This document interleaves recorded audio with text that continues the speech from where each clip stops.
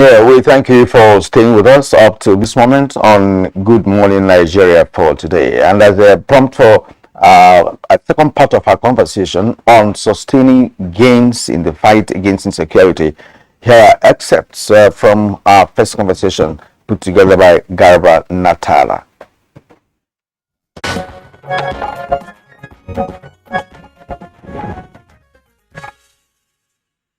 Following the Kuje incident, a few diplomatic embassies here in Abuja released statements that were quite concerning, indicating their concern regarding the Federal Capital Territory. Now, this is the seat of government. Around the same period, the presidential guards were also attacked, ambushed in two major incidents that led to the death of some of the personnel that were within those convoys. So very concerning development. The other problem is the issue of conflict entrepreneurs, which we must deal with. You have to examine how do these bandits get their weapons. How? You have to block the ways of getting weapons to the bandits. And secondly, how do they get their daily needs supplies? Ranging from food, ranging from alcohol and other dangerous drugs they get, which make them crazy and start killing people. You have to block all these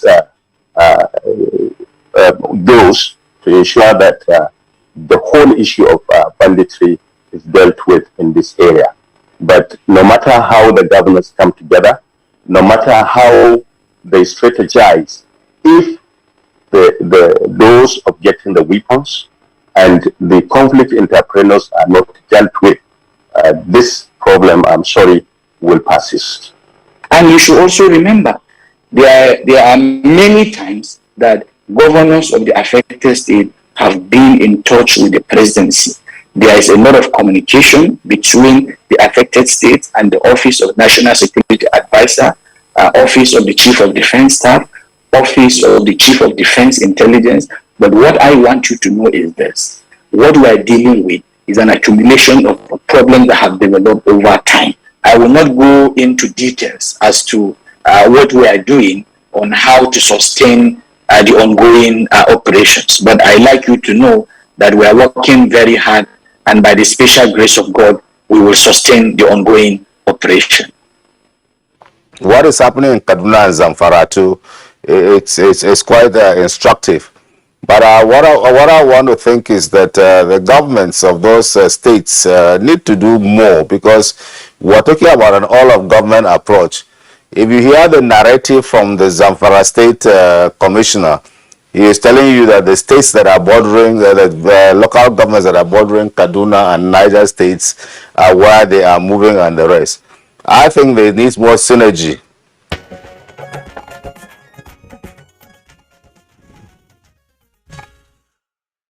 Right, now those were excerpts from the first part of our conversation on this subject matter yesterday.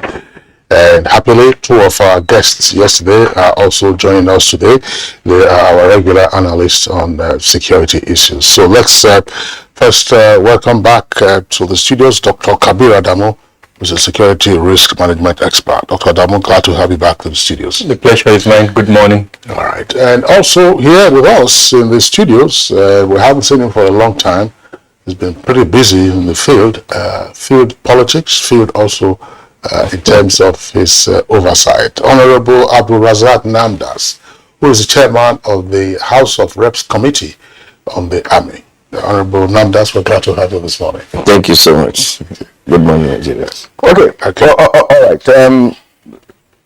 Now, joining us in our Maiduguri studio is Dr. Babagana Kachala Ali, historian at the Center for Trans-Saharan Studies, University of Maiduguri, and Zana Gagama of Borno. I hope I got that correctly. Good morning, sir, and welcome to the program.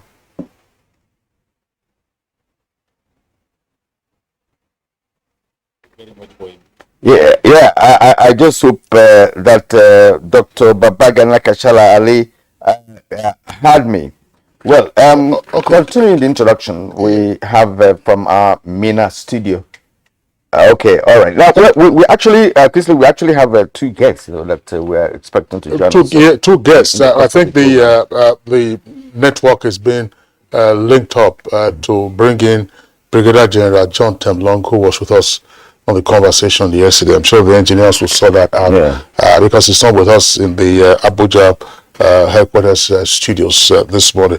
So once again, gentlemen, it's our pleasure to have you with us. And then, of course, if we get the all clear from our Mina studios, we'll also bring in the guests from that location. But let's begin the conversation through the lenses of Honorable Abdul Razak Namdas, Chairman of the House Committee on the Army. Honorable Namdas, earlier this week, there was a press conference addressed by the ministers largely in charge of Defense and Security, as well as the Chief of Defense Staff and the Minister of Information.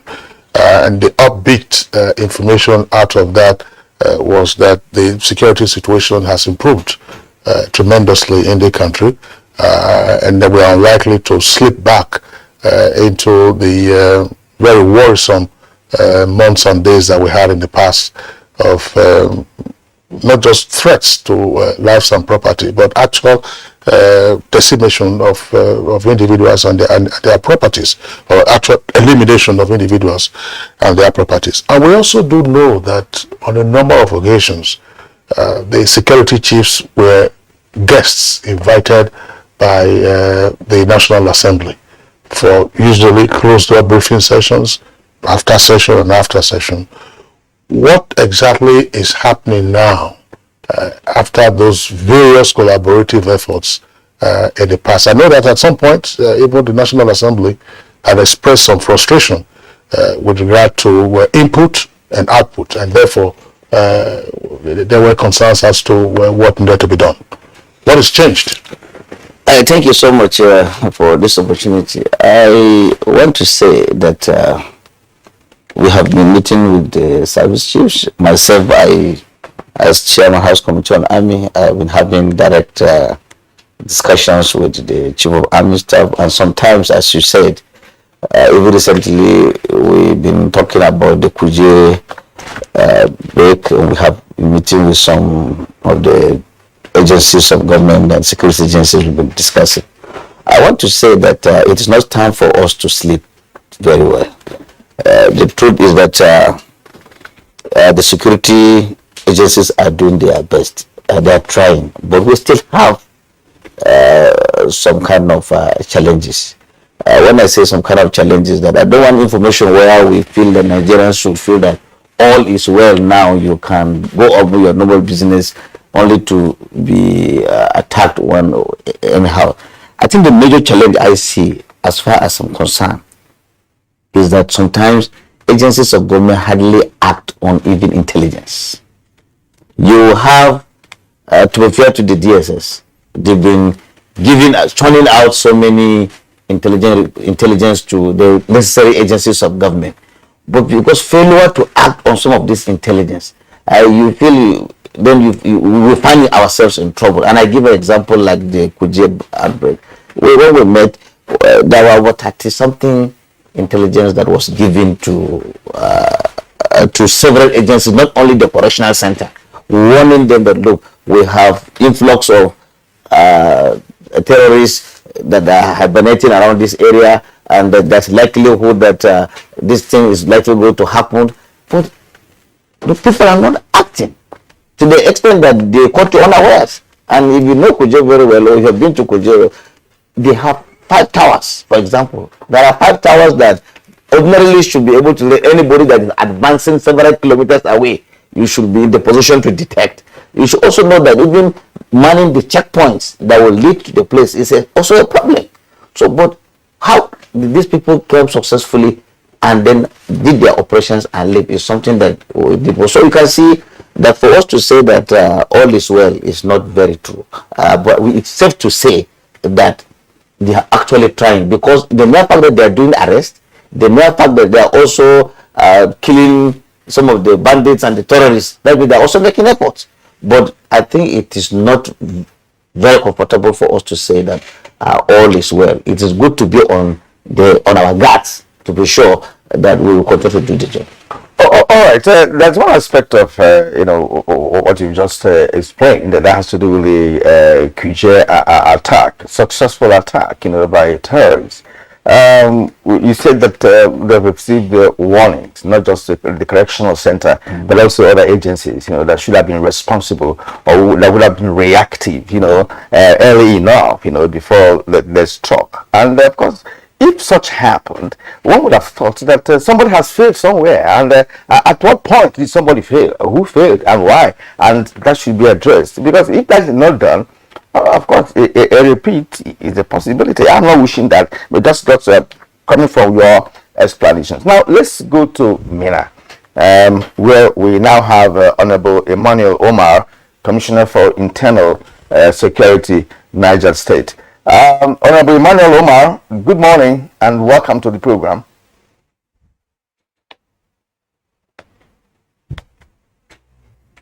Yeah, I'm not sure the Honorable heard me. Honorable, good morning and welcome. All right, you can hear me. Let's stay with you and get some information from you as well, because Niger State is part of the epicenter of terrorist attack in the country in recent times. And I will recall vividly that sometime late last year, your governor did tell this nation that Niger State is gradually being besieged. In fact, he mentioned a couple of council areas where terrorists have settled, and in fact, they're flying their flags and all that. Then when he said that, it was like, what's this governor talking about? Because there was no seriousness at the very beginning of the announcement that the governor made. But subsequently, actions have been taken, and now we're talking about success being recorded by the security agencies. Now, give us an idea of what has happened in Niger lately with respect to the success being recorded by Nigerian armed forces.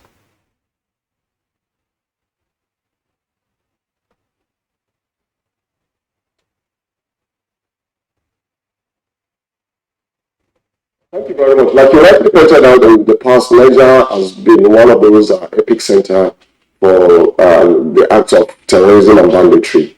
Recall my governor, His Excellency Wapasali Bello, did not nice words when he came out 2 years ago to announce about the movement of terrorists and bandits in the state.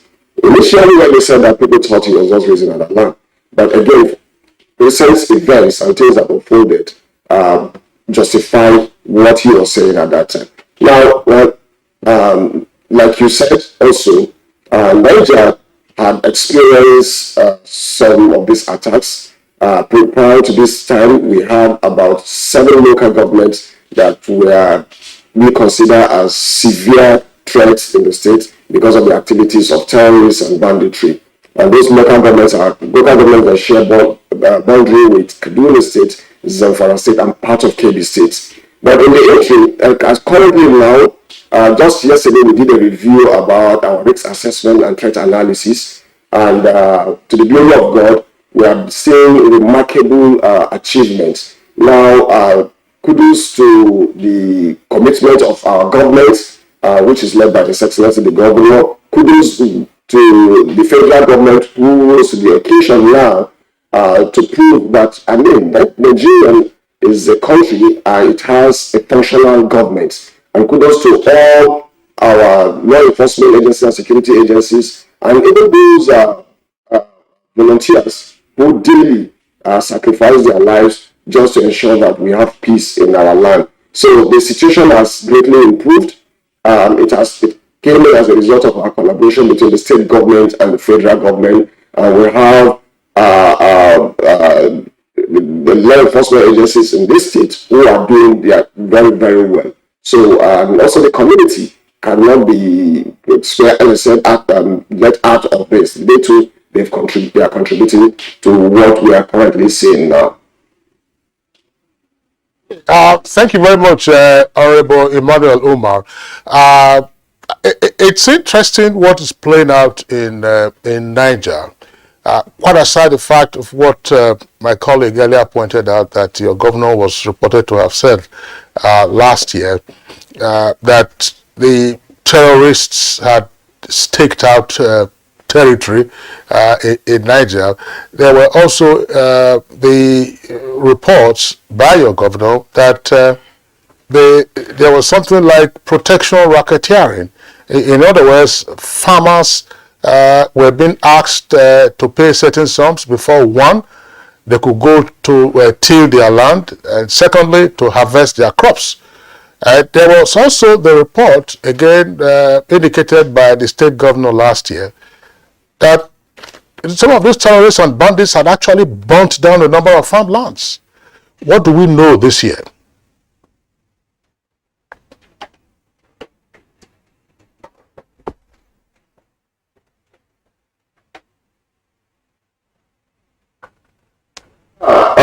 We had those incidents in the past where terrorists tax communities or place levy on farmers, that farmers have to pay a certain amount of money before they harvest their crops. Well, we came out strongly to condemn that. We came out strongly to oppose that. We came out strongly to sensitize the community that once you start this transaction, it's not going to end. It's obvious that the entire plan of the terrorists and the bandits is to instill fear into the hearts of people so that they take advantage of them and make it an enterprise. So we stood against that. There are individuals we know who stood against that. In fact, a clear example in one of the local governments that for some obvious reasons I do not mention, when they approached the government to say that, look, I've been ready to pay 15 million before I can harvest my farm products, and I'm not ready and willing to pay. Instead, I would prefer to give that money to the security agencies to go protect my farm. And it was a daring and bold step he took, and we supported him to say not to pay, and to the glory of God, he was able to harvest his crops, but not without some consequences, though. But he stood his ground, and that also sent a message to the terrorists. But now those are in the past. With if you have been following what has been happening in Nigeria State, we reviewed our security architecture. We've empowered our vigilante. We've empowered our law enforcement agencies that are operating in Nigeria State, and we have great synergy and collaboration with other states. Yesterday, when Honorable Samuel was in the studio, he mentioned about our collaborative effort within the frontline states. And so we're beginning to see some results. And with the current clearing operations going on by our security forces, there is great improvement in the security situation in those states affected. Let's hope that it can be sustained. That's what we're praying for, and of course that's what the government and the responsible agencies are working at the moment. Now let's go to Maiduguri, where we have Dr. Babagana Kachala Ali, historian at the Center for Trans-Saharan Studies, University of Maiduguri, and he's of course he's the Zana Gagama of Borno State. Sir, well, Maiduguri, of course, we know that's where the entire scenario started, and we know what has transpired for some years now, and the level that we are with respect to securing Maiduguri and the entire Borno State. Now, today we are talking about success stories on the part of the national security agencies that are making inroad, towards stopping the terrorists from taking over the country as they planned. Now, let's have an idea of what has been taking place in Maiduguri area with respect to the fight against these bandits and terrorists. Unfortunately, we graduated from terrorism to banditry and other forms of criminality, all with the same characteristics, kidnap for ransom, destroy farmlands, kill people, and what have you. So what's the current scenario now in Maiduguri in terms of security?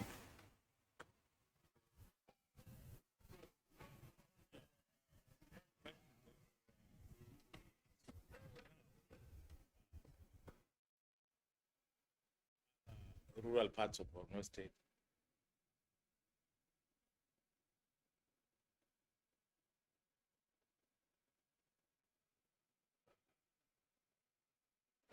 Well, I'm not sure that he had me. But once again, Dr. Babagana Kachalali, are you hearing me? Let's confirm whether my audio is through to you. Local governments of Borno State, excluding Biu, Howell, Bayo, Shani, and Kwayakusar. All about 16 local governments were displaced. Their inhabitants had to move to urban centers in Maiduguri to take temporary residence till the end of the insurgency. But they are now gradually returning home with the return of relative peace to Borno State. Some emirs within Borno State were forced to live on exile in Maiduguri, particularly the emir of Askira, Abdullah ibn Mahmoud Askirama, had to move to Maiduguri. The emirate headquarters had to come to Maiduguri. Some of his subjects were in Adamawa, some in Cameroon. The same thing, the Shehu of Bama, his subjects were actually dispersed within Nigeria in Maiduguri and Chad, in neighboring Chad and Cameroon. So the same thing with the Emir of Goza, Muhammadu Mustafa ibn Shaw Idrissa. So this scenario has now come to an end. The emirs have gone back to their local government headquarters. The governor has made desperate effort, Professor Babagana Omara Zulum, who came to power on the batch of the insurgency, tried to see that the displaced IDPs are resettled in their various communities. So almost all the local governments have now gone back, but they are living in the local government headquarters jam-packed with very poor and inadequate infrastructure. Recently, I was in Bama, I was in Dikwa. The Shehu of Bama was also in his emirate headquarters. He has gone back with the return of relative peace. That of Askera is there, that of Goza is there, that of Dikwa, I was in Dikwa recently. He is in the emirate headquarters. But they are living amidst very poor infrastructure, poor and dilapidated infrastructure. The road networks are very, very bad. There is no water. The social and economic conditions of the resettled IDPs are still not in good condition. They are still suffering. You see a lot of widows and orphans roaming about the streets. Some have taken into water hawking, canteen businesses and what have you. So despite the return of relative peace to Maiduguri and other urban parts of Borno State, there is need for intensive intervention in terms of humanitarian assistance. There was a time I had wanted to write and submit a memo to His Excellency, the Governor of Borno State, on the need to create a ministry for humanitarian assistance, combat SEMA, which is being headed by Yaba Akolo, into a ministry, match them with similar agencies, and appoint her a commissioner in order to give proper attention to the flare of the resettled IDPs. These IDPs are still suffering. Most of them have lost their sources of livelihood because of the callous manner in which Boko Haram waged a destructive war on them. But still, we thank God because compared to a few years ago, when mosques and churches were under heavy security guards, marketplaces were under heavy security guards, schools were closed down, no normal economic and social activity is flourishing. But today, we are okay. Schools have opened. Some of the higher institutions are functioning. The affected local governments relocate their administrative headquarters to Maiduguri to live in temporary administrative headquarters have now gone back to their local government areas. But still, the local government headquarters are jam-packed with the IDPs. And I think it is giving the state government and the federal government a strenuous time. There is a serious challenge on how to handle the flare of the resettled IDPs because of the withdrawal of the NGOs. Previously, we had the NGOs. They came with very excellent programs of intervention in terms of humanitarian aids. But today, because of the withdrawal of the NGOs and the inadequate nature of the statutory grant given to the governors will not actually take care of the resettled IDPs. Boko Haram displaced about 2 million people in Borno State and the neighboring states. People are still suffering. There were no palliatives for the victims of insurgency actually. And this is what I expect the Northeast Development Commission to do. The Northeast Development Commission was set up as a special agency to intervene in the areas of infrastructural development, rehabilitation of hospitals, schools, sources of water. But I don't know what Dr. Alkali and his team are doing in the Northeast. This is a special agency which was established in emulation of what has happened in the Niger Delta region. We have Niger Delta Development Commission, which was an initiative of late President Musa Yar'Adua, which intervened successfully in the flights of the peoples of the Niger Delta, and they have achieved considerable success. So we want the Northeast Development Commission to emulate their own type of examples. If they are bereft of ideas, let them have a rapport with those that worked in the Niger Delta Commission and bring similar ideas to the Northeast, because the displacement of over 2 million population is not easy. Most of the states in the Northeast are very poor in terms of resources, internally generated revenue, and the statutory monthly grant allocation cannot take care of the needs of these IDPs that have been displaced by Boko Haram and have lost sources of livelihood. So it's a very terrible situation to say, but normalcy has returned. You can travel from here to Damboa. Urban rural networks that were closed down as a result of the insurgency are now open. You can travel from Maiduguri to Bama up to Benki, but the infrastructure there is very poor. The road networks are very poor. You can travel from Maiduguri, Mafa to Dikwa up to Gamborungala, but a journey of about 135 kilometers, let's say from Maiduguri to Gamborungala, will take you 3 to 4 hours because because of the dilapidated nature of the roads. So we are still living in abject poverty. Our people have been displaced from their sources of livelihood by Boko Haram. Most of the people in Borno State are rural farmers. They depend on farming and petty business in the rural areas. But even the resettlement effort of His Excellency is not accompanied by huge successes, because the people that have gone back from Maiduguri to settle in their rural communities are still unemployed. They are suffering, begging here and there, orphan children, widows here and there.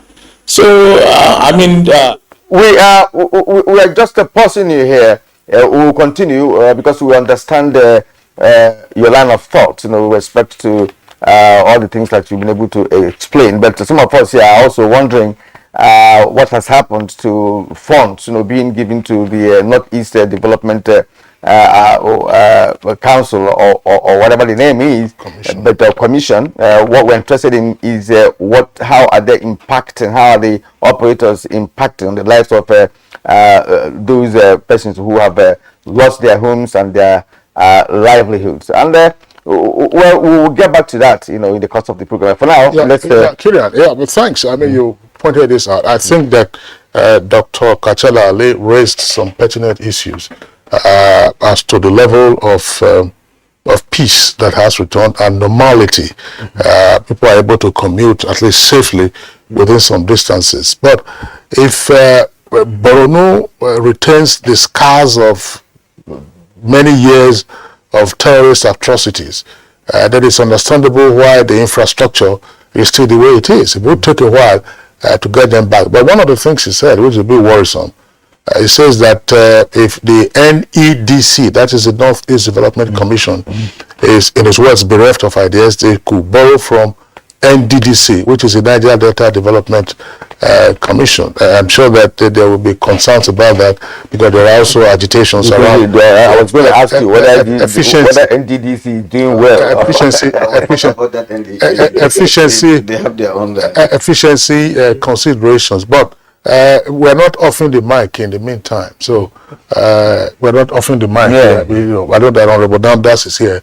We will not off the mic. But let's bring in Dr. Kabir Adamu. Dr. Kabir Adamu, of course, you listened to the accounts by the other three guests against the backdrop of what we discussed. But a takeoff point for me would be at the issue that has been of considerable interest to you, which you have also ventilated on Good Morning Nigeria and asked for greater synergy amongst the 27 odd entities that relate to intelligence, security, and defense in our country. In other words, interagency cooperation. But here, Honorable Namdas, for instance, citing the example of the attack on the Kuje Correctional Facility, said there were some 35 reports, but somebody failed or persons failed to act, and there are no consequences. Thank you, Honorable Kingsley. I think let me, add to my comment yesterday when we spoke about intelligence, and I'm really delighted that Honorable Namdas is here, because this goes really to the legislative arm of government. The three key organizations that are within the intelligence community, that's the National Intelligence Agency, the Department of State Services, or the SSS, as they are formally called, and then the DIA. They were created under a military era. I'm not aware that in not just this Fourth Republic that we're in, that at any point in time, the act that created them has been reviewed to make them amenable to our democratic expectations, and that is one of the consequences of the lack of accountability within the system. And I would also borrow from the UK example, where what they have, within the intelligence community, they have a standards unit. Now, what that standard unit does is to look at the product of intelligence and ensure that that product, first off, is amenable to our democratic aspirations. So one key area that we are currently looking at, and again, I'm really happy that Honorable is here, the cyberspace. There is a need for us to enhance intelligence within that cyberspace. A lot is happening within that cyberspace, but there is a concern for me and for a lot of people within the civil society space. How do you empower the security agencies to have eyes and ears within the cyberspace, and without using that product to achieve political objectives? In other words, how do you empower SSS to be able to listen to conversations on GSM platforms, as an example, and that they don't use that product to attain political objectives? Remember, the DGSS is to an extent a political appointee, the NSA is a political appointee. So that is where the standards unit comes on board, to now ensure that there is a level of neutrality among members of the intelligence community. And that is perhaps one of the things that I'm hoping that if the legislature reviews the act that set up these organizations, they will make changes that would ensure the neutrality of those organizations. So again, my recommendation, a review of the acts that set up the intelligence unit to ensure that there is a unit that enhances the use of the product of intelligence organizations. So as one of the recommendations would be that if we decide to create that standards unit, maybe perhaps domiciled in the Office of the National Security Advisor, or even one of the ministries, Ministry of Interior as an example, or even the Ministry of Defense. Now, if that happens, where an intelligence product is made available to a particular government department, and that government department fails to act on that intelligence product, then that leader of that particular organization is held liable and can be prosecuted either for negligence or, in certain instances, for complicity, because it's one of the two. He could be accused, for instance, of sentiments that allowed him to not to act, and in that case he's liable. So that I think is, for me, is the beginning recommendation. But aside from that, time would not allow me to discuss all of the components of the intelligence cycle. There are gaps within the components of the intelligence cycle. There are about 5 aspects of that, from collection to dissemination. Each of them would have to be looked at.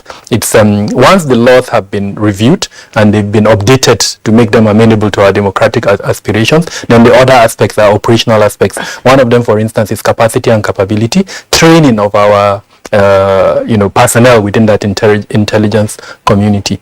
Number two is the equipment. Do we focus on human intelligence collection, or do we now embrace technical intelligence, or do we have a hybrid of the two? I'll use an example. Drones. Some states, including, thank God, the commissioner from Niger State is here. He may want to speak to us about it. Have embraced technology. As an example, using drones for surveillance purposes. But how do we now, capture that as part of our national security architecture? Subnationals have invested in gathering intelligence, but they are not constitutionally recognized to do that. Another example, civil defense has a mandate to oversight private security personnel. It will shock you that at the last time we did this, which was in 2021, there are about 10 million operatives within the private security space. 10 million? 10 million. So there is no house, no government agency that you go to that you will not find the private security personnel. That's right. That's 10 million. Now imagine if that 10 million, the products that 10 million are able to generate is fed into our national intelligence collection capabilities. What we'll get will be enormous. So in conclusion, I know that the Office of the National Security... In conclusion, in the meantime, it's creating an intelligence fusion center. The building has been, it's been finished. Yeah, those are details, yeah. And I'm aware that eventually probably they will launch that. So all of these things I've mentioned would have to be fed into that fusion center. And then if, like the legislature goes along with my recommendation and a standard unit is created, then perhaps this issue you mentioned will stop. Finally, within the laws that even exist now, there are components that have not been implemented.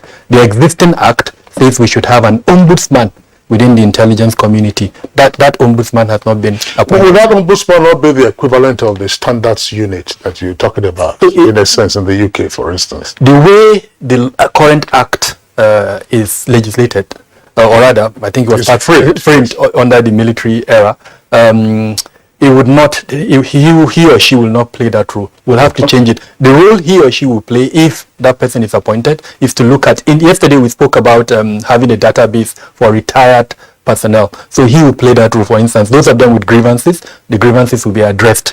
So it will reduce the tendency for them to, give their services to... Okay. Thank you. We'll come back to that because there are some points that you raised that I would have liked you to clarify. But for now, let's go to Jos, where we have Brigadier General John Tamlong, first commander of the Multinational Joint Task Force and former president of the Alumni Association of the National Defense College, and of course a security consultant.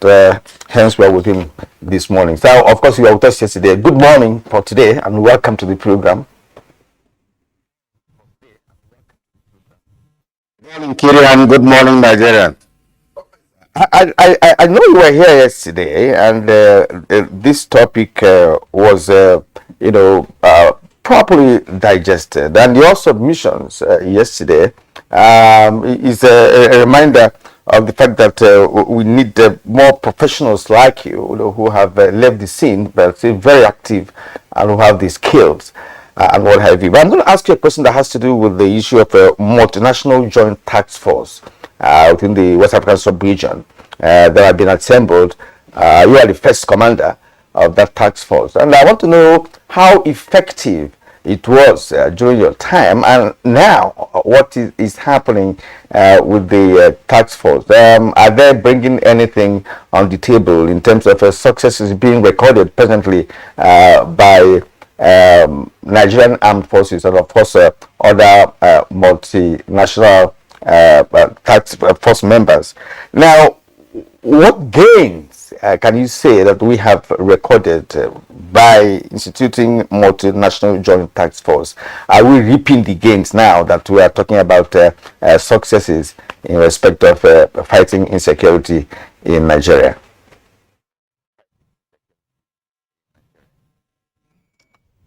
Well, thank you very much, Kieran. I think we are definitely reaping the gains of the multinational joint task force. For instance, Yesterday we discussed about the problem of where bandits will operate from Zamfara and cross over to Niger or Kaduna uninhibited, and there was no synergy between the governments of those areas. Now, what the multinational joint task force has done is to block those sort of things within the neighboring states. Meaning that if bandits used to operate from Nigeria and run across to Cameroon, but now when Cameroon came in fully on board, and the Chadians, the Nigerians, and Benin Republic, you found out that there was no hiding place for them. And so the freedom of action that they had within the border area were curtailed. There was no imposition or limitation of troops crossing across borders, boundaries, to go and attack or to follow up operations. That means then the area of responsibility of the various forces or sectors sometimes cut across the international boundaries. So it meant there was no hiding place, and so you could have seen a lot of successes that have been going on. And recently you found out that once the terrorists have been moved and hemp up to certain islands in the Lake Chad basin there, the task force, the task force are able to pick them up smoothly, because as it were, you know, terrorism, or as it is, or asymmetric warfare, is a population-centric operation, and they rely on the population, and the population is their oxygen, and so if you cut off that oxygen from them, they will not survive. And so if the multinational joint task force is cutting the oxygen of them having to mingle or to interact with the civilian population who they blend with and carry out their operations, and who give them a lot of intelligence, it means we are cutting their source of oxygen and suffocating them. So to that effect, the multinational joint task force is doing a great job, and I think they can still do more. But if you allow the terrorists to take us piecemeal as they were doing before, then we will have difficulty in dealing with them, because they will just strike in Nigeria, melt to Niger, or strike in Niger, melt to Nigeria, and continue their business as usual. Once they enjoy their loot and finish, they go back or strike from Nigeria and run.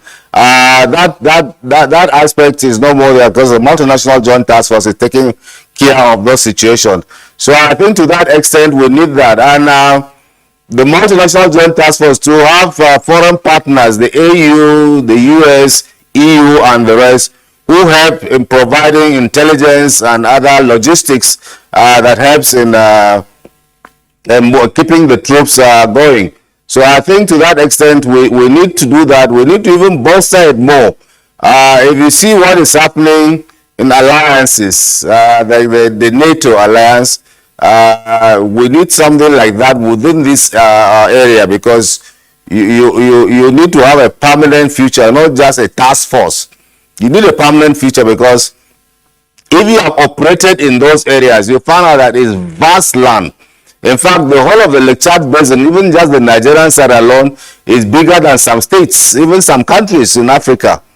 So, and if you move over to the Chadian side, before you get to Bagasula, which is the major settlement around that area, it's so vast. So you just don't even need in fact, the Chad Basin Commission countries should be thinking of a permanent solution, not just a task force situation where it will end up once the specific task is finished. So I think we need to look at something beyond the Boko Haram task force thing. It has to be something that is sustainable, and once it is sustainable, it will be able to take care of certain things. Sustainable, it will be able to take care of certain things. Sustainable. General John Temlok, I hope the audio is okay. As you were tapering off there seemed to have been some either reverberation or hallback. General Temlok, if you can hear me, I would like you to also pitch in on this aspect of the conversation. Now, yesterday, of course, you did say that it is not time for victory celebration over the insecurity in the country, but that sufficient gains have been made. This morning, Honorable Razak Namdas has also restated that point. Is it possible for us, for instance, to break down the value chain of the insecurity that we've been having, however categorized, whether terrorism, banditry, or kidnapping for ransom, and then say, look, for each of the categories in the value chain, this is what probably is likely to happen, this is what we have done, and this is what we should do. Let me give you an example from a layperson's perspective. For instance, personnel. If you say personnel, I mean the formal military and security forces who have their personnel. Those who get recruited into banditry or terrorism. Have we done enough to reduce their ranks and then to dissuade others from joining them? Are they insiders? In other words, are they Nigerians or are they foreigners? The other point will be financing. Who are their financiers? Have we disrupted the flow of finance? Have we picked up the financiers? Can we interrupt the flow of finance? And thirdly, weaponry, access to weaponry. Is it also possible to say that, okay, we have destabilized their access to weaponry, the gun runners are in the can, and XYZ. So these three key areas, personnel, have we decimated their ranks, that they now become truly a ragtag and are unable to recruit, to bolster their ranks, finance as well as access to weaponry? We can take that very briefly and then, of course, go on a short break. General Temlong. Thank you very much, Kingsley. I think the most important thing about personnel, when you decimate them, the whole thing is that criminality drives this, the whole process of banditry, of kidnapping, for ransom and the rest. They are mostly criminality. Now, you have so many youth out there who do not have hope. The system has made them not to have hope. And no hope, a person who has no hope is a danger to the society because he has nothing to lose. Now, you saw even yesterday where even those who are supposed to have been patriotic enough, who have served this country and have loved the military or the armed forces, and are left on their own without so-called, without recourse looking at what they are doing, they are easy prey to be recruited.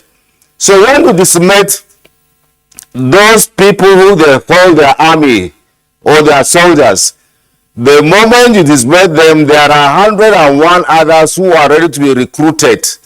So one, you need to block the sources of their recruitment. And how do you block the sources of their recruitment? Is to make sure that you make life in a way that is hopeful. If you look at the Northwest, the Northeast, you will see that the out-of-school children are so great. The Almajiri system is not helping. We are relying on traditional things which are not even religious to all those things. And so you hear Malayache, people are doing this, people who don't have help. And then added to that, they have injected drugs into that. And so once you have drugs driving crime, you'll be able to have enough people to recruit. So when you decimate 100 today, 200 will be available for them to recruit.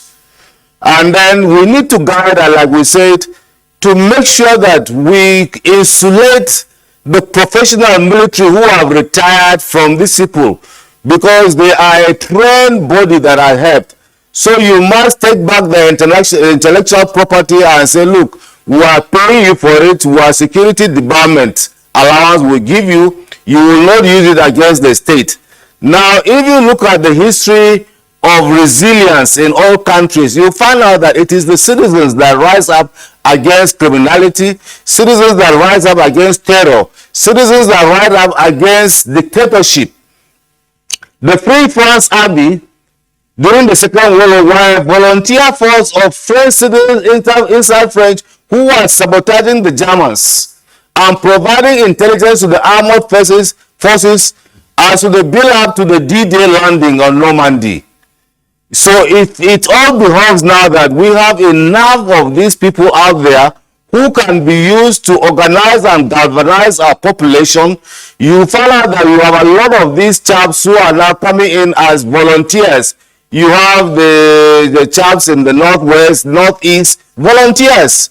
And so these volunteers need to be given a little bit of training. You need to train the society too on security awareness, or how to build information and gather information and isolate bad people out of them. And these ready people who have been trained in the military are available, in the security services, in the police are available, who can be used to harness that. So you have a population that is already built up, is already trained, is already informed, that will cut the oxygen from the bad people. So this way we need to take a holistic approach as to dealing and stopping the sources of recruitment. You decimate today, they are available tomorrow. Now to talk about the gun running thing, or the crisis entrepreneurs. You see, it's a whole complex business that is going on. You have, with the opening of the Libyan armory and the Eastern Europe, you have arms coming in and out. But unfortunately, what has bothered me is this: in this country, is that it seems we lack the political will to deal with this situation. Now we talk every time we hear government will come that we will give out the names of terrorist financiers. For goodness sake, UAE jailed about 5 or 6 Nigerians who are connected with financing Boko Haram.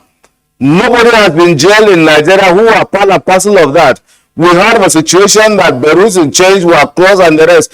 Why are you keeping them secret? Nigerians should know those who are the bad people who parade themselves as either our leaders or parade themselves as the influential business people, and whereas they are crooks. We should know them.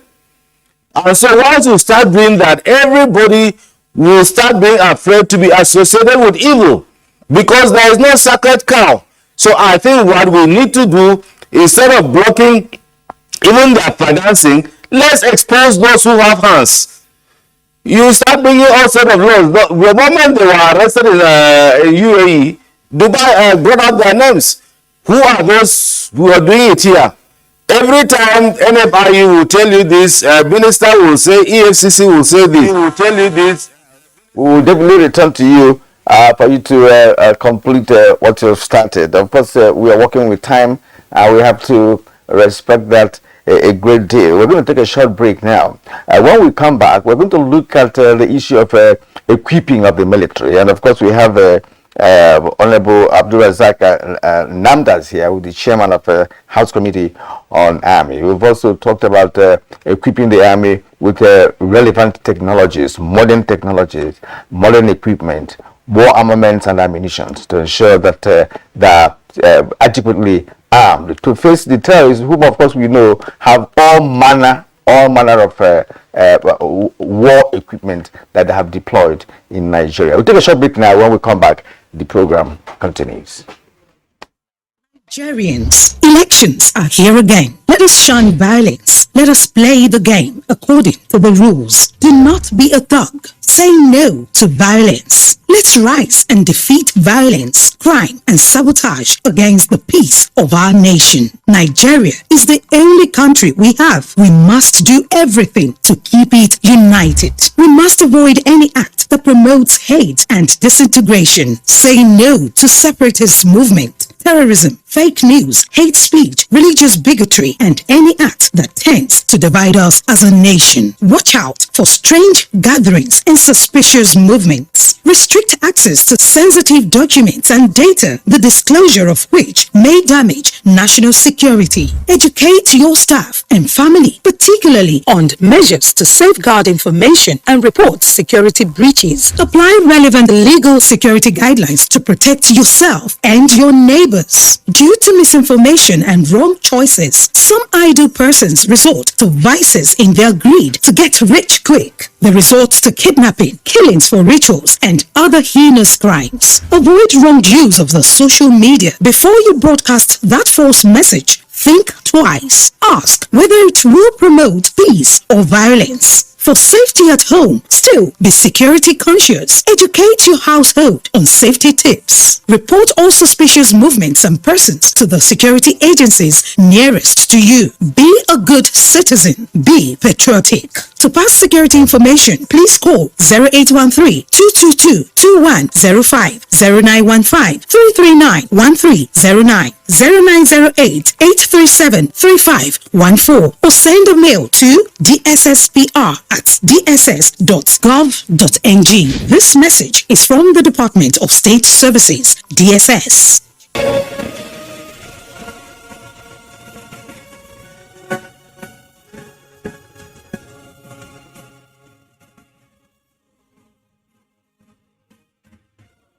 We are all Nigerians. Against all odds, we shall and must remain united. We may have our challenges, our problems, and setbacks. However, together we shall overcome them all. What doesn't break us shall make us stronger. This is the mindset that shall bring peace, progress, and prosperity to our beloved country. Do not let tribal and religious sentiments govern how you think, act, or feel. Don't be influenced by those who want to destroy our precious national unity. Everybody who is a Nigerian is your brother and your sister. This is the mindset of the new Nigeria. It is also the mindset that we must all adopt. Let us support each other in creating the Nigeria of our dreams. This message is from the Nigerian Television Authority, NTA.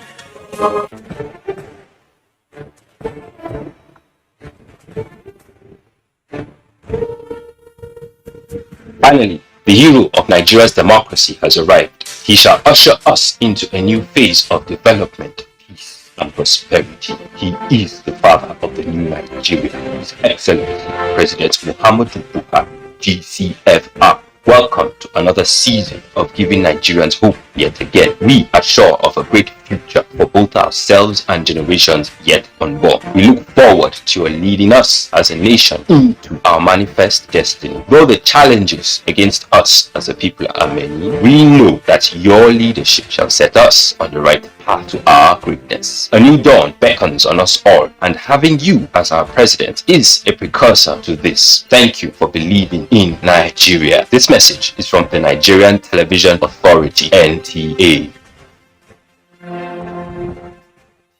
Our pastors, our imams, in every church, in every mosque, please realize that in the course of praying for peaceful and transparent elections, we all have duties beyond prayers. If we want a stable society before, during, and after the elections, what should you be saying to those that worship with you?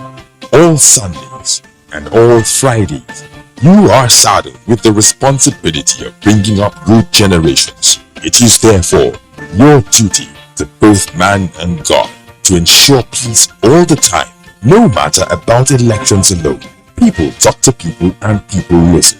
Talk to your followers. Make them listen to ensure peaceful 2023 elections. This message is from the National Orientation Agency.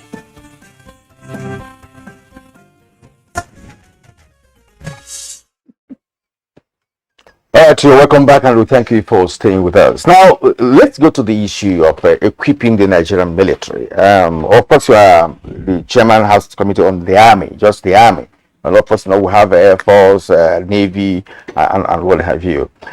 Would you say that the Nigerian military is adequately equipped? I know that this administration commenced the equipping or re-equipping of Nigerian Army, and of course the armed forces by implication, since 2015, and of course a number of helicopters, fighter jets, and what have you, not F-16 and all of that, because those ones are high caliber, and you know. So presently, do we have properly equipped army in terms of technology, in terms of skills, in terms of being even able to operationalize, or if you like, try to manipulate the kind of equipment that we have. They will require fresh training for the military. You know, when we are beginning to order some modern equipment, you know, to fight this asymmetric war, as it were.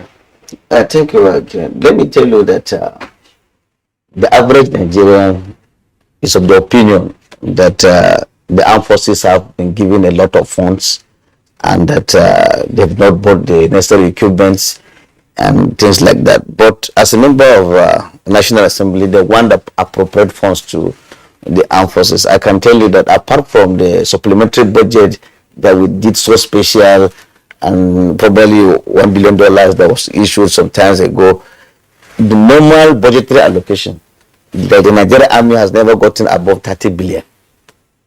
And then if we are to talk about 30 billion, even to renovate the armed barracks alone, that money is small. And 30 billion means you have to renovate the armed barracks, you need to buy equipment, you need to train. With all this 30 billion, I can tell you that just one equipment can pick 30 billion. So that was why we felt that for us to rely on annual budgets to fund the armed forces, it cannot work. That was why we came up with the decision, and a co-sponsor of the bill, to say, okay, let's seek an alternative way of funding the armed forces, not just the army, the armed forces put together, so that we should have a scenario where we can get even donations or take certain percentages from certain multinational corporations or certain or FIRS, so that by the time we get the percentages, we can have, and people can make direct donations. Just do the COVID-19 thing. You know, the COVID-19 thing, a lot of philanthropies, some gave out food, some gave out drugs, some brought out physical cash.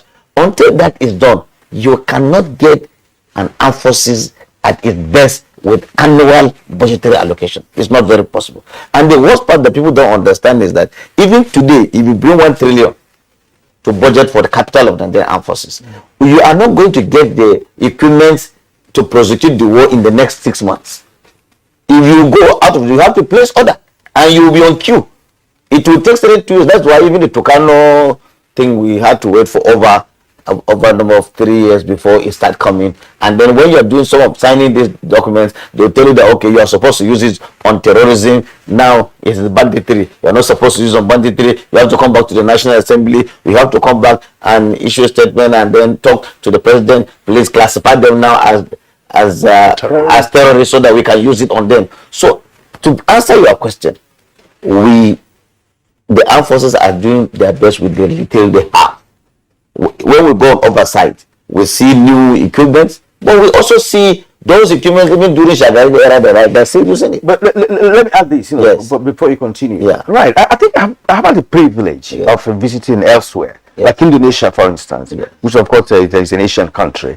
They have their military, they have industries, they have agricultural programs. In Israel, for instance, that's what they call a military farm. Military farm. That is as big as Abuja is. It's owned by the military, and they have,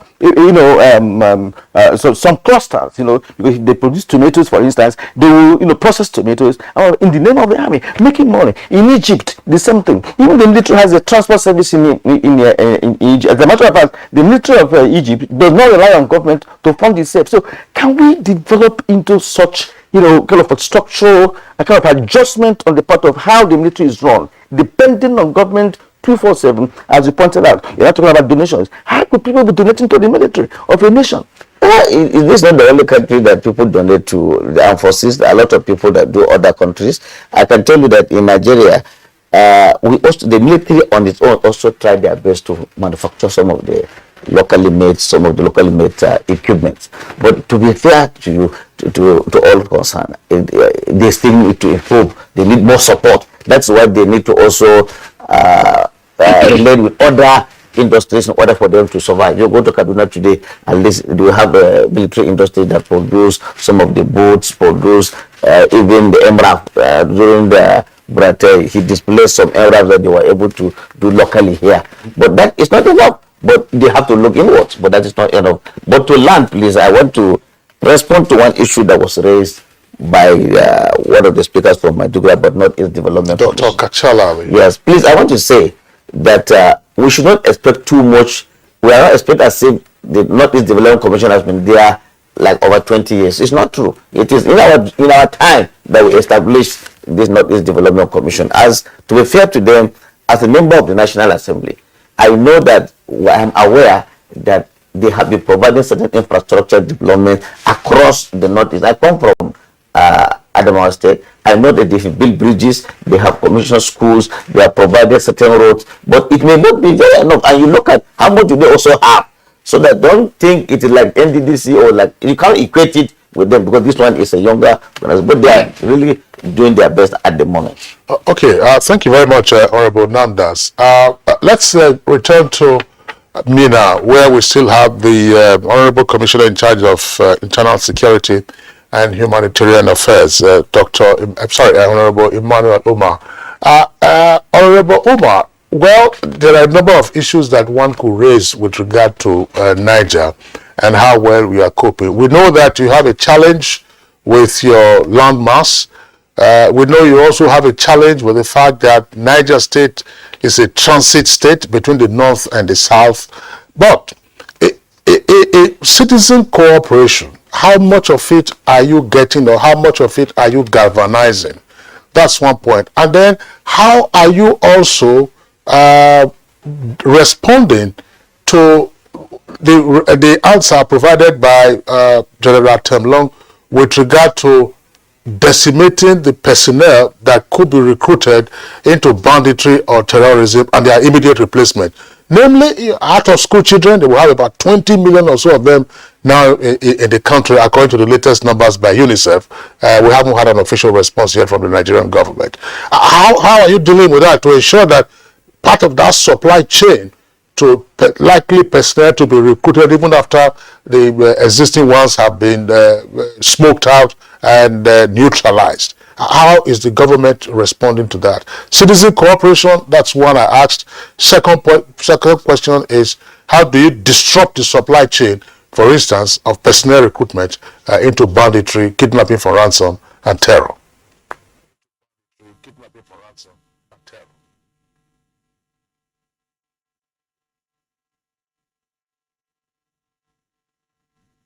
Thank you, Mr. Kesley.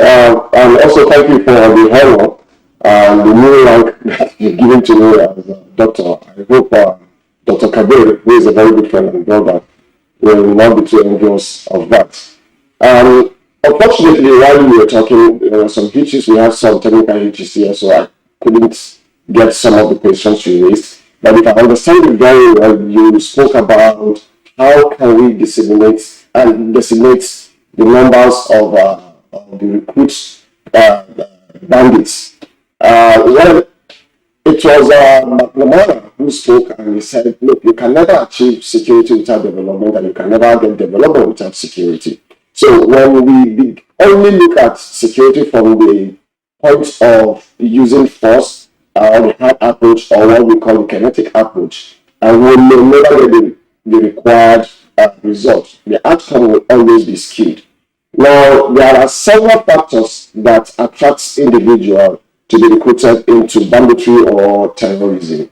Now, I know there are the ideology aspect of it. There is also the interest as a result of the financial gain attracted. There are also people who, as a result of their past experience, and because they were denied justice, and they become aggrieved with the system, and they take arm. Now, when we're talking about putting all this together, in my state, and I will always like to talk about Niger, what we are doing in Niger State. With our online kinetic approach, we have begun to look into how we can reduce that demand, bring a demand reduction, reduce the demand of people getting enlisted as bandits or terrorists. And how are we doing? Engaging, sensitizing the community. We are also we understand there are certain individuals who join this as a result. For example, some communities or the Fulani, and I'm not trying to stereotype any particular tribe, but as a result of their rescue cattle, the source of their livelihood has been taken, and because there is no access, they cannot access government. and they are left with no other option than to join the bad guys and also start perpetrating the same crime. So we'll come up with a government policy to see how we can support that. And the idea behind it is to reduce their recruitment into the fold. Another aspect we are also looking is to engage our young people. We've discovered that a large chunk number of these miscreants are within the ages of, in their primes, in their late teens and early 20s and 30s. And so we engage them and also create a source of livelihood for them. Another thing we are also doing is we make sure that on our vigilante call, that it is not only a one tribe or one ethnic group. We involve other people, so there's an inclusiveness in our vigilante. So because we look at this, crime is crime, irrespective of where it's perpetrated means. Unless any crime any wrong that is going unpunished, it becomes attractive. And because we Honorable Emmanuel Omar, thank you indeed. When crimes get unpunished, when people commit crimes and they get unpunished, then of course they becomes attractive. That's your last one there, which I have picked up very, very important. Honorable Emmanuel Omar, Commissioner for Internal Security and Humanitarian Affairs, Niger State. Thank you for being with us this morning on Good Morning Nigeria. Now, let's go to Maiduguri very briefly. Dr. Babagana Kachala Ali, just in 30 seconds, right? Which way forward? In your opinion, you've narrated what is happening in Maiduguri at the moment. What can we do further to change the course of history as it were at the moment? In 30 seconds, please.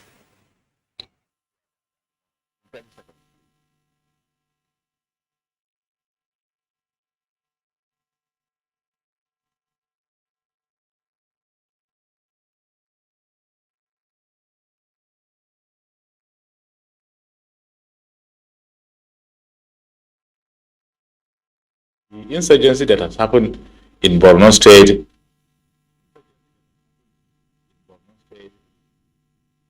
Well, it appears that the audio link is having some issues, almost like communicating with someone in outer space. We would like to thank most sincerely all our guests who've been with us quite a number, but very useful ideas that have come up in the course of today's conversation. And I think that at some point, Kieran, we'll have to explore further one of the points that Dr. Kabir Adamu raised, that you have some 10 million persons who are employed by private security guards throughout the country. These are the equivalent to like corporate guards that you have throughout the country. How do you canalize whatever information they might have into the security information flow, and then of course get that as part of your intelligence gathering? And you know, it takes place in other crimes. So you have bodyguards, bodyguards, elsewhere, outside Nigeria. It's also part of what we are talking about. But to say about 10 million, so that's we have a population of 200 million. Useful number. So, what information can you get? And then, of course, the other safeguard that we need to introduce will be: you have 10 million of them. They are gathering information. How do we then not convert Nigeria into a police state where Big Brother is always watching and listening? Thank you very much, Honorable Abdul Razak Namdas, Chairman, House of Representatives Committee on the Army. Honorable Namdas, glad to have you with us this morning. Dr. Kabir Adamu, regular guest on Good Morning Nigeria, security risk management expert. Great delight for you being with us again today. And from our Just Network Center, Brigadier General John Temlong, of course, the former president of the Alumni Association of the National Defense College. Always a delight having you. You were back yesterday to Jos, so glad to have you from the plateau this morning. And then from our Maiduguri Network Center, we were joined by Dr. Babagana Kachala Ali. He's a historian at the Center for Trans-Saharan Studies, University of Maiduguri. Well, of course, Kiran and I were exchanging ideas with respect to what used to play out in history in the past. May Idris Aluma. Honorable Emmanuel Umar, Commissioner Niger, joined us. Join us again tomorrow, 7 o'clock in the morning. Kingsley speaking. You have a nice day. I am Kirian, my